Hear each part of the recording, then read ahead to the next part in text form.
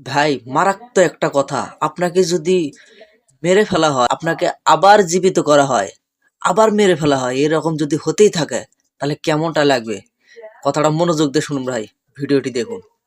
জাহান্নামীদের প্রথম সংবর্ধনা দেয়া হবে গরম পানির সংবর্ধনা। জাহান্নামীর একটা করে ঢুকবে, উপর এক বালতি করে গরম পানি, ওই গরম পানিতে পুরো গা পুরো দেহ ঝলসে যাবে। এরপরে ফেরেশতারা হাতুড়ি নিয়ে দাঁড়িয়ে থাকবে, পিটানো শুরু করবে। পিটাতে পিটাতে মাসেল গুলোর হাড্ডি গুলো থেতলে যাবে। জাহান্নামের আগুনে জ্বলতে জ্বলতে যখন চামড়াগুলো গোশতগুলো ঝলসে যাবে, রব্বুল আলামিন নতুন করে চামড়ার গোশত গায়ের মধ্যে ফিট করে দিবে। ওই চামড়া গোশত আবার ঝলসাবে, আবার ফিট। আযাবটা মজা যেন ভালো করে টের পায়। যে মেয়েগুলো ওড়নায় গলা পেঁচিয়ে আত্মহত্যা, তারা জাহান্নামের রশিতে আর ওড়নায় খালি আত্মহত্যা করতেই থাকবে। গীবত করে চগল খড়ি আছে না নাই? লাহুম আযফার মিন নুহাস, তাদেরকে আল্লাহ জাহান্নামের তামা দিয়ে নখ বানায় দিবে, আগুন ঝরবে ওটা থেকে। ইয়াখদাশুনা বিহি উজুহাহুম, নিজেরা নিজের গালের গোশত আর বুকের গোশত টেনে কুড়ে কুড়ে খাবে।